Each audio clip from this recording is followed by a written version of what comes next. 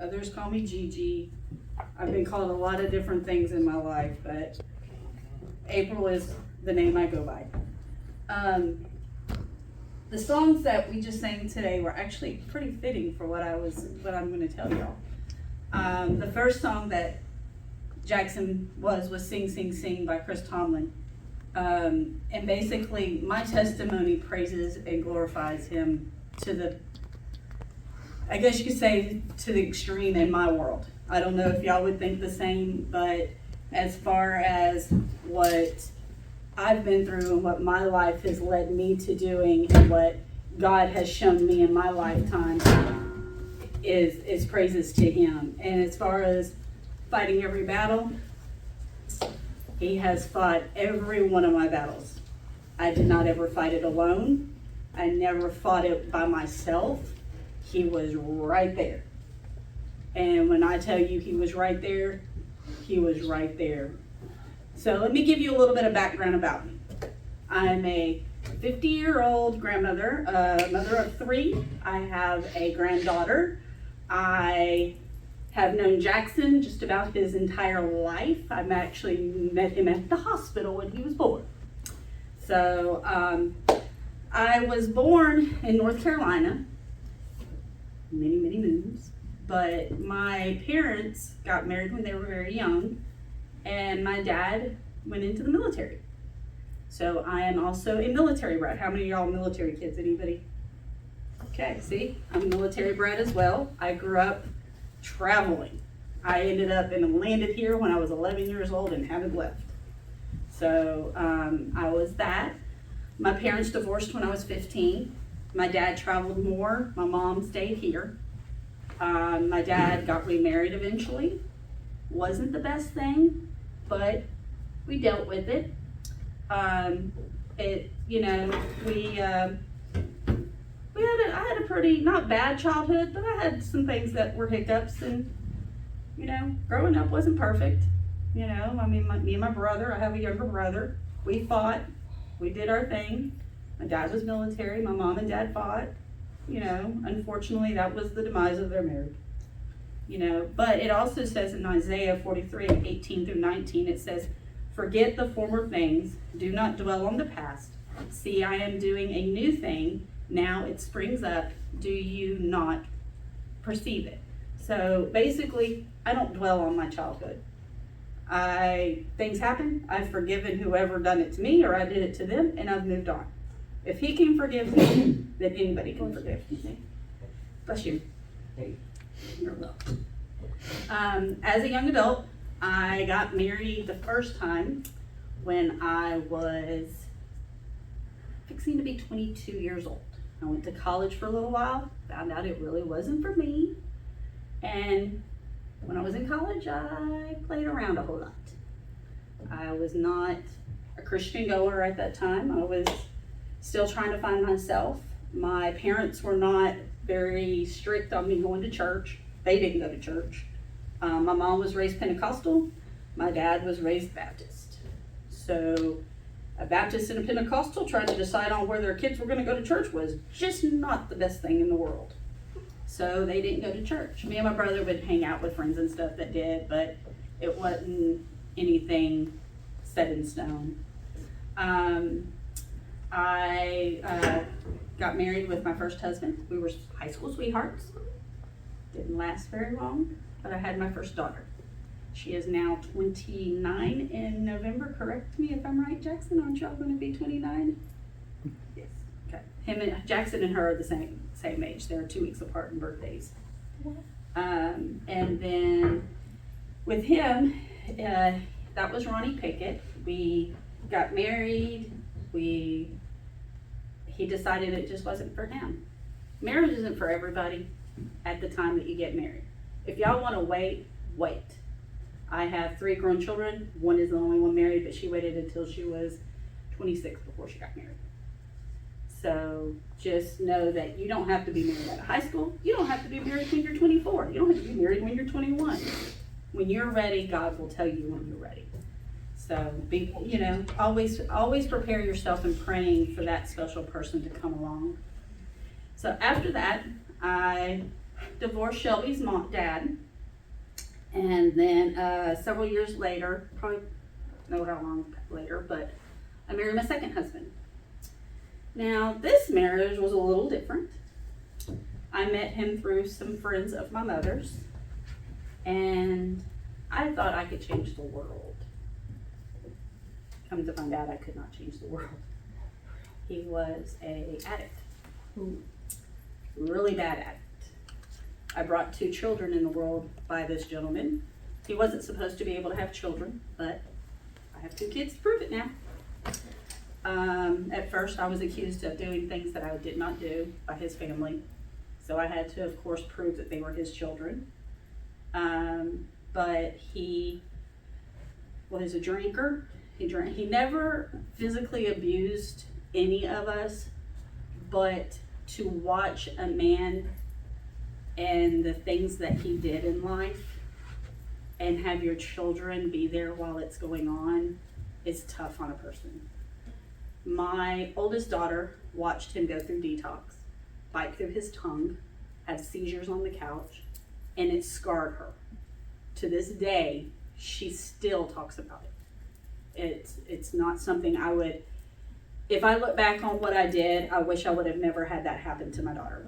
It's not something that I would wish upon anybody's child. I was thinking I could fix him, he was on methadone, he was on drank beer. He was up to, by the time I divorced him, he was running crack cocaine in his pockets around town. He got arrested right after I told him to leave. He also was being seen at people's houses that were very non-nice places. I found out later that there was things said that he would do for drugs while he was married to me. It was very hard for me to tell somebody I love to get out. But I was not going to put my kids through that anymore. I will not put my kids through that. I will not put no other child through that. My children thank the Lord. The only one is Shelby that remembers anything, because she was 12, almost 13 when all that was going on. My 2 younger ones were much younger, so they don't remember much of what happened at that point. Which God, thank you. He blessed me with that part of it. My oldest daughter, she has gone through recovery for it. She's gone through counseling. She's turned out to be a quite young lady with a mama of 1 and a school teacher. So she has developed into quite some kind of woman about it.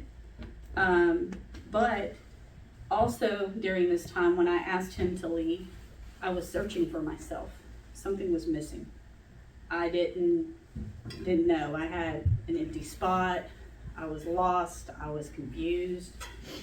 One day I was sitting in my mom's, I still remember it to this day.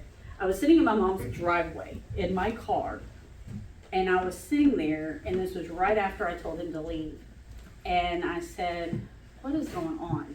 And I kept sitting there and sitting there, and the first thing that came to my mind was Vanessa Powers. I kid you not. Vanessa Powers came in my mind. And the reason Vanessa came in my mind is, first of all, we were high school best friends. I've known Vanessa for 30 plus years, which is also Jackson's mom. And she, growing up, was actually a big part of my life. And she actually would take me to church or ask me to go to church, or she was always really, really very devoted to her faith. She helped me in the past with different stuff. She was always there for me whenever I came around. She never turned her head against me, never walked away from me. And so I picked up my phone, and we were friends on Facebook. And I didn't know where Vanessa really was at the time. I knew she was still here in Bossier because her mom and dad lived here. So I knew that. So I messaged her, and I told her what had happened, what had been going on in my life, and she asked me no questions. She did not judge me. She did not say anything. She texted me back and she said, would you like to go to church on Sunday? That was the only thing she said. And I said, okay, where are y'all going to church now? And she said, South Bossier. I was like, okay. And I was real reluctant. I have been going to church off and on through my life. I did get baptized when I was in my 20s. I was 22. But past that, I really didn't go to church. So I was kind of like, okay. And then at that point, a few minutes later, I said, okay, I'll meet you. Well, this was probably Tuesday or Wednesday when I talked to her. On Sunday, I got my kids dressed. We got up, we went to church, and that's history. I have not missed a Sunday one, except for the year that I had to miss church. And I'll get to that in a minute as to why I had to miss church. But I went to church, got in my word. Now, it's a struggle when you first start doing stuff like that you're not used to. You don't always do what you're supposed to do, and you backslide. But I started going through the motions, and eventually I devoted my heart back to God. God was there. He helped me, and I ended up later down the road met my third husband through his mother. And what had happened was we had gotten to another church, and he, for some strange reason, I don't know why we all did this, but Vanessa grabbed me and our other two friends that were going to church with us at the time, and we went down to the altar and we prayed for me a husband, a godly man. And because a godly man that would take care of me and my girls, that would love us and take care of us. And she introduced me to my third husband. His name's James Merritt. They called him Jamie. We got married, and things were good for a little while. Well, he started backsliding, and he started having, doubts. Didn't know what he wanted to do. He didn't know where God lied. Now, take into consideration, this guy was a deacon of the church. Okay? He was a deacon. He was a leader of the church. He was a great guy, still a great guy. I'm not going to take that from him, but he was having his own struggles. So when you have your struggles and then you push your struggles on the other people, he was projecting towards us. Our marriage was not perfect, by no means. I will never say that. He had some things within our relationship that had happened, and how can I say? It's he cheated, and we found out later. But he had left me before we all found out that happened. I found out a couple years later. But it happens, and I clinged to the cross. I clinged to my Bible. I clinged to going to church. I didn't let him drag me down. I had the biggest prayer warrior group. I had people that I can call on that can help me if I needed help. It was people helping people, and that's where it had come to. But when it comes to divorce, everybody's always like, well, if I've been divorced 3 times. Is that a sin? No.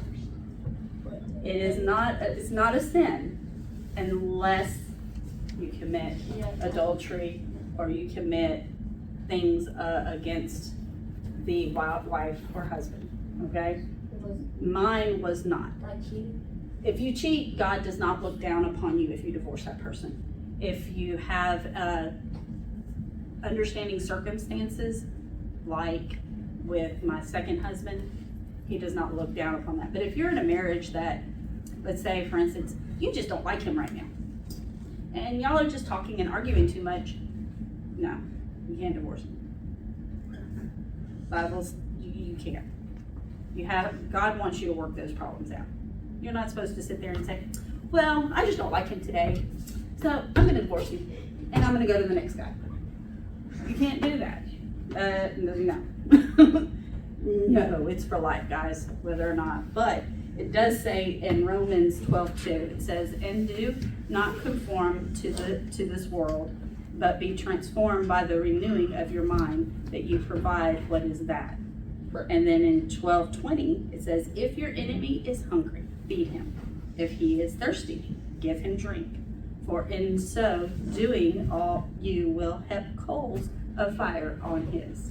So even though all this happened to me, I still am friends with all of them. Not friends, but I'm cordial to them. It also says in Matthew 19:9, and I say to you, whoever divorces his wife, except for, I guess I can say this word, I don't know, immorality, and marries another, omits adultery, and then it says in 1 Corinthians 7:15, but if you, the unbeliever, disparts, let him depart. A brother or sister is not under bondage in such cases, but God has. So of course it's always, you don't have to think of it as the end. You don't have to say, okay, I'm sinning because I divorced my wife or my husband, but you keep going. After that happened, I got out on my own. My oldest daughter was already graduated from college, so she wasn't at home. My other two were still there a little bit. My second daughter, she went to college as well, so all I had was my younger daughter at home for high school. So I was left with a lot of stuff. So what happens?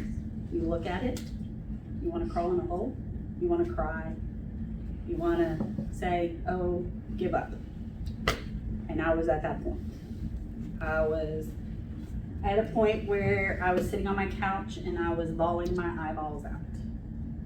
I had gone over to, of course, Vanessa's house, and I was talking to her because the job I had at the time was a job where I was only working part-time. It didn't pay a lot of bills. It didn't take care of me and my kids. It didn't take care of my house. So I talked to her. She kind of helped me, gave me some ideas, so I took it from there. Well, those ideas fell through. So I'm sitting on the couch and I'm crying, and Vanessa and I know a bunch of the same people. So she reached out to one of our friends from church and told him the situation, what was going on, and he called me right away, instantaneously. Great guy. His name's Regan Wooten. He is a wonderful person. He talked to me. He told me, he goes, April, I have a lady that's trying to find somebody for their office. She is trying to hire an admin for her office. I was like, okay. He goes, give me a minute and I'll call you right back. So he called me back. He said, okay, this is her name. This is her phone number. Call her. I was like, yes, sir. So I picked up the phone and I called her. And I said, hey, this is April Merritt.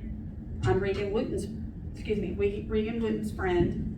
And she goes, hey, I want to talk to you, but right now I can't talk. She was at a birthday party at the time. She said, I'll call you right back. So she called me back, and I said, hello? She goes, hello? And I said, hey. And she goes, this is Shamika Caldwell. I'm calling to talk to April. I said, this is her. She goes, okay. I said, Regan Wooten had given me your number, said that you were hiring for your office. And she goes, yeah. She goes, can you be at my office tomorrow, blah, blah, blah. I said, well, I have an attorney meeting before that. And she goes, that's fine. As soon as you're done with your attorney meeting, call me and I'll make sure I'm at the office. I'm like, okay. So I went to my attorney meeting and I'm in the parking lot at the attorney's office and I call her. I said, hey, I'm done. She goes, okay, come right now. So I got in my car and I went to the office, did my interview. She hired me on the spot. That was almost 5 years ago next month. Okay? She hired me on the spot. But it's a God thing. She had somebody else that was already supposed to be started the day after she hired me. So she had to, in return, call that person and tell that person that she went another direction. But I got a job. I can take care of my kids now. Since then, I've been at that job for 5 years now. I have met numerous of people, godly men and women of faith. My boss I will never take anything away from her. She's a wonderful, wonderful, wonderful human. She has not only been my boss, she is my friend. She is my sister in Christ. She walks with me, she prays with me, she supports me. She supports my family. She loves everything, but it was instantaneously, like all of the pieces were coming together, just one right after another. So that started, I've been there 5 years. Well, after that happened, and I found out that I wasn't alone. I had people there. It says in Revelations 3:8, behold, I have set before you an open door, and no one can shut, for you have a little strength, and have kept my word, and I have not denied my name. So he opened the door, and I was able to walk through it. I was able to say, oh, I have a job now. I can take care of my family. I can do what I need to do, because I was actually losing the house that I was staying at. So I had to leave. It says also in 1 John 1:9, if you confess our sins, he is faithful and just will forgive us our sins and purify us from all unrighteousness. So I also asked for forgiveness because there was stuff that happened that I had to ask for forgiveness. Ephesians 4:32 says, be kind and compassionate to one another, forgive each other just as Christ forgave you. Because during this time, I also had to learn to forgive my ex-husband. I had to learn how to forgive him. I had to forgive others that were involved. It was not easy. It was not an easy road, because forgiving is never easy to do. So after that, I worked. I built up everything. I found a rent house. That was also another God thing. Some wonderful people that I actually still go to church with knew of a house came up for rent right across the street from them, and I was able to get into that house. But 2 years later, I hit rock bottom again. 2 years after that, I found out the most hardest thing that I will ever go through in my entire life. And I had stage 3 breast cancer. I had woke up one morning and I found have you ever went and bumped into a wall and get a goose egg on your head? Mm-hmm. Okay, well, I had a goose egg on the top of it. And I'm like, where did that come from? So I talked to my mom. My mom goes, well, we'll watch it. We watched it for a little bit. It never went away. So I went to my physician. My physician said, oh, you need to go to breast cancer. Not cancer, but breast center. So I went to breast center. Within 3 days, and I count them every day, within 3 days I found out that I had stage 3 breast cancer. I went on Thursday. I had my mammogram. I went on Friday, I had a biopsy, and by Monday morning I knew I had cancer. I would not wish this on anybody in this world. I hit the ground. Doctors don't tell you to come in anymore, guys. They tell you right on the phone, wherever you're at. You can be in public, you can be at work, you can be talking to your children. They're gonna call you. They called me, I was at work. My boss had already found out what was going on. I had told her what had happened, and she knew things. And 2 of the other ladies that I worked with, I kid you not, I found out. I walk across the office, went into a room, the lady's talking to me, and tears are just coming out of my face.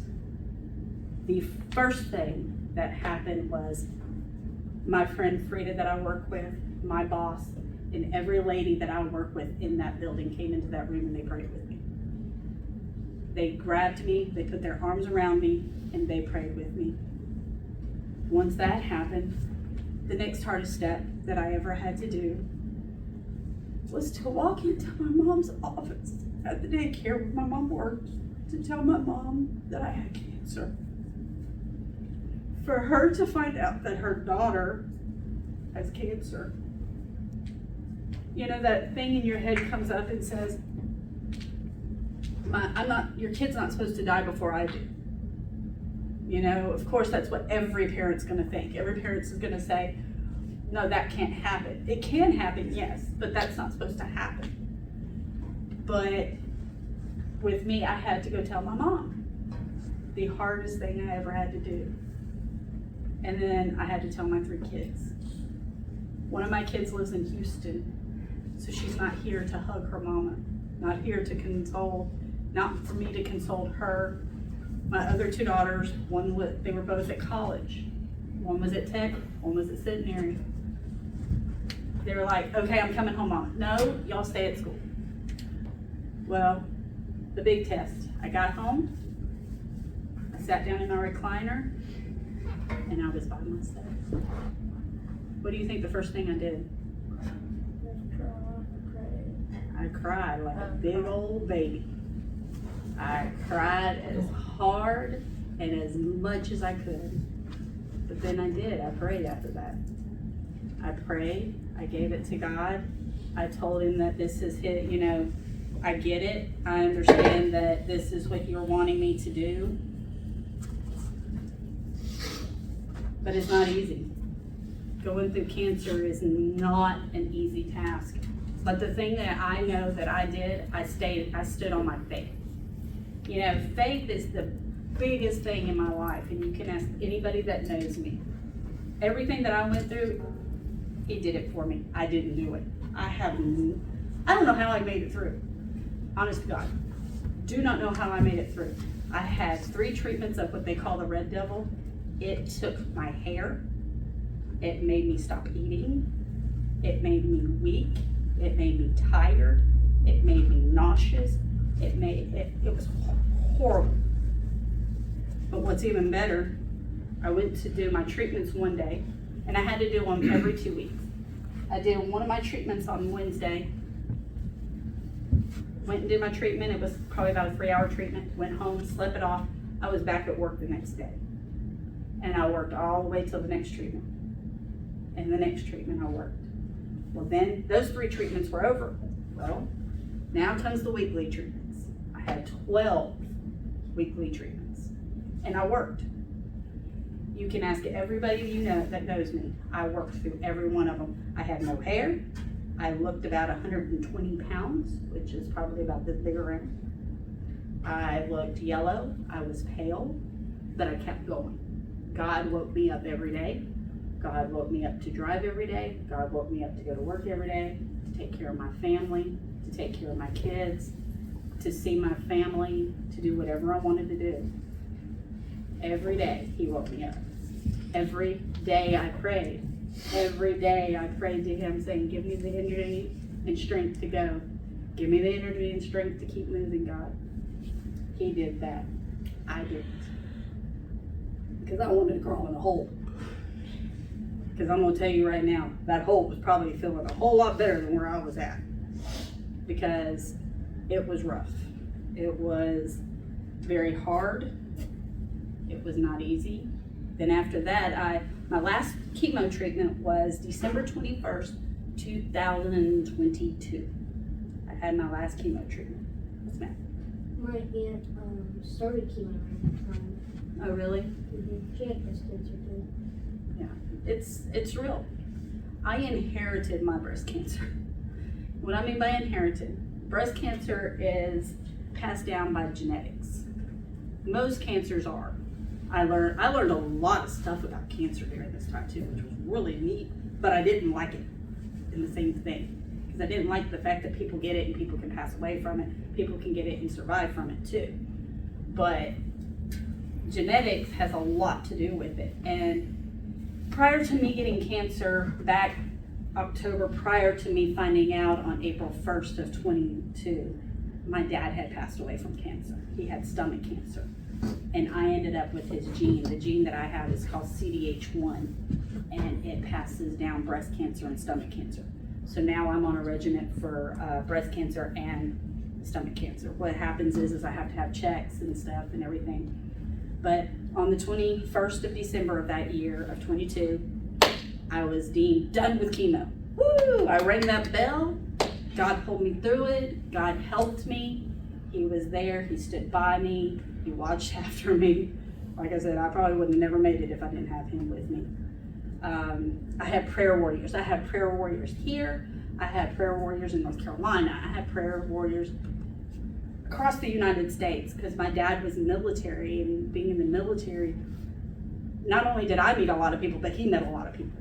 So all these people were sending in. I actually have a prayer blanket that I got from a lady from her church up north that sent it to me. She knew my dad, but didn't know me, but she sent it. It was a quilted prayer blanket, but it wasn't a blanket, it was a cape.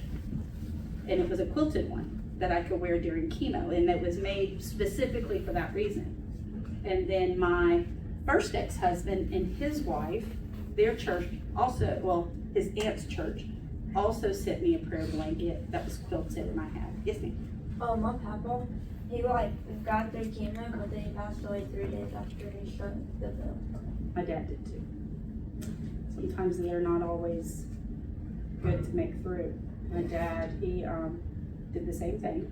He had finished his chemo, had surgery to finish off everything, and died 3 days after he had surgery.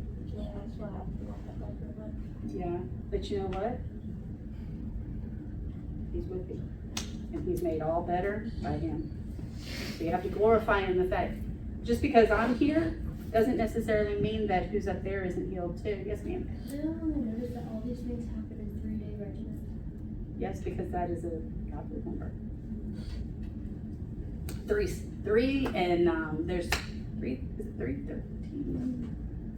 3 and 12. I think, but those are numbers. There's specific numbers that go with it. But I did win cancer. After I had my treatment, I did 6 weeks of, they let me heal for a month. They gave me a month. Yeah. I went through 6 weeks of radiation, and I was deemed cancer free in March of 23.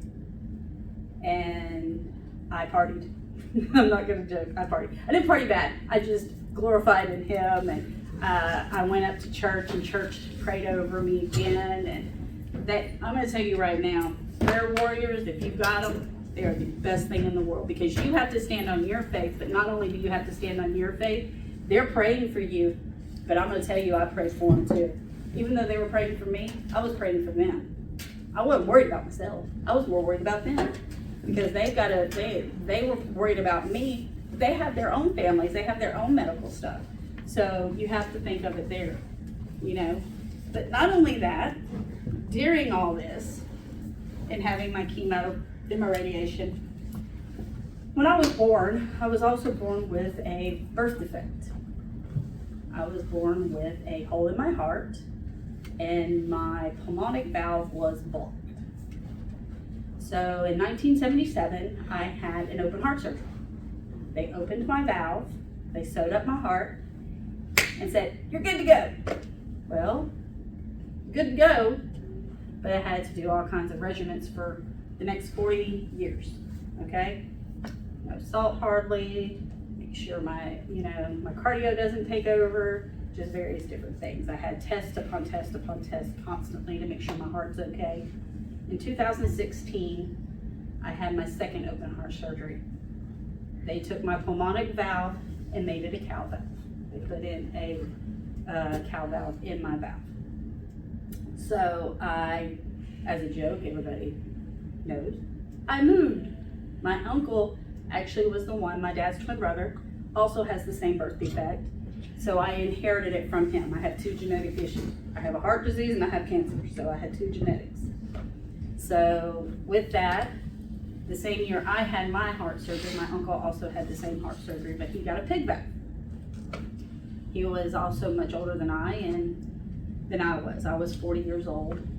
I went to Baylor. Nobody in this city can take care of a pulmonic valve for me. I had to go out of state. There was no way they could fix me.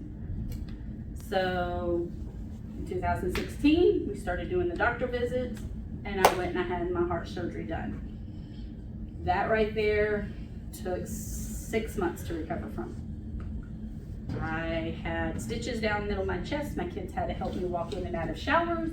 My mom had to. I couldn't lay down because it would hurt. But God brought me through it again, through that as well, before the cancer, okay? Well then, after the cancer, I found out I had to have 3rd heart surgery. So right after I had radiation and all that, in September of 23, I went to New Orleans and I had my cow valve removed and I had a mechanical valve put in. So now not only do I have a mechanical valve in my heart and the cancer stuff, I had that.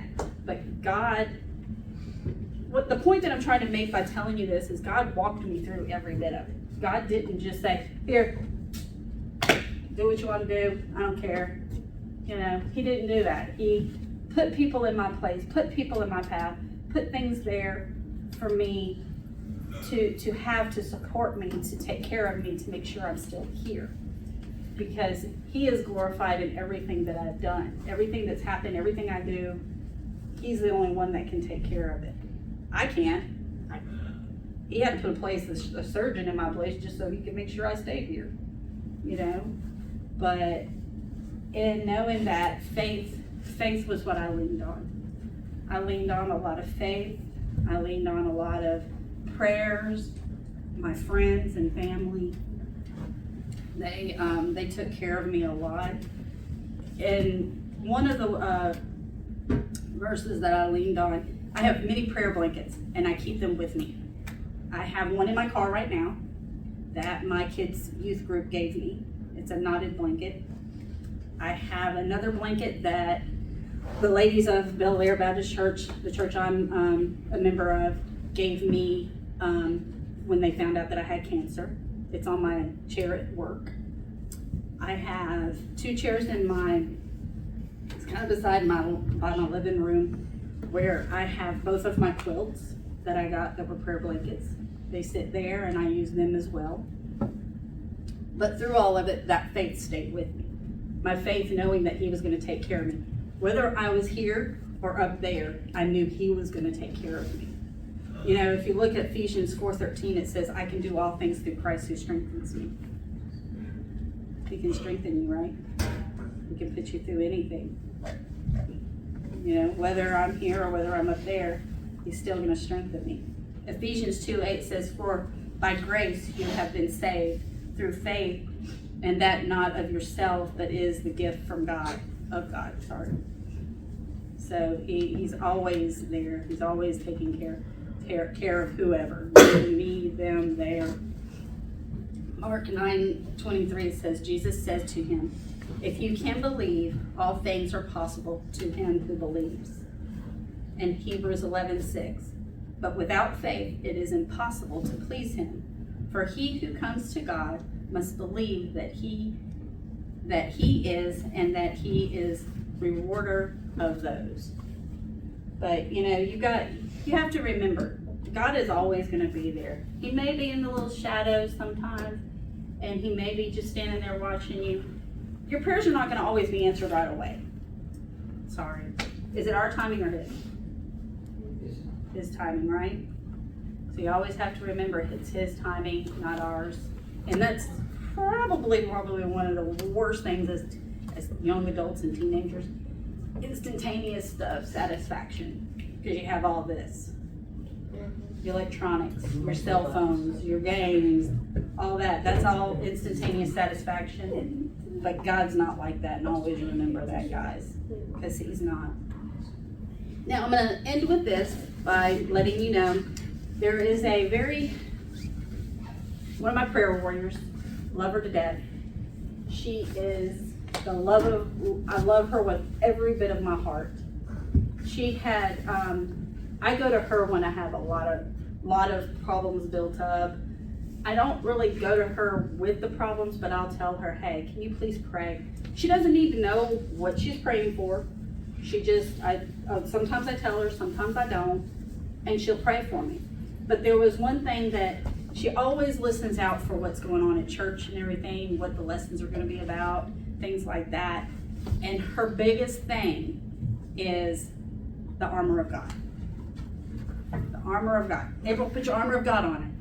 Because sometimes, like, I'll have a bad day at work. Put your armor of God on, April. Or something happens with my kids. Put your armor of God on, April. Put your armor of God on. Do y'all know what armor of God is? Do y'all? Yes. Okay, so do you know where it is in the Bible? It's in there a whole bunch of times. It's a bunch of times. But the one that tells you about it is in Ephesians 6:13 through 17. Therefore, take up the whole armor of God to stand firm. Stand therefore and fasten the belt of truth around waist and put on the breastplate of righteousness. As shoes for your feet, put on whatever will make you ready to proclaim the gospel of peace. With all of these, take the shield of faith with which you will be able to quench all of the flaming arrows of the evil one. Take the helmet of salvation and the sword of the Spirit, which is the word of God. So what's your protector? What part is your protector? You know, figure that out? The word of God. Who said that? It's your Bible. Pick up your Bible and use that for everything you have. Hold your faith. Hold your steadfast. Hold it steady. If somebody comes up to you and wants to say something wrong about your faith, don't want to talk to you. Don't want to talk to you. You know? But there's also another thing you can do. If they don't want to stand up with your faith, you can pray for them and see if they'll come to faith. So always remember, the ones that are mean and ugly to you, always pray for them, because your enemies are always out there. But always pray for your enemies. That old saying, keep your enemies closer, it means to pray for them, to keep them closer. But does anybody have any questions or anything?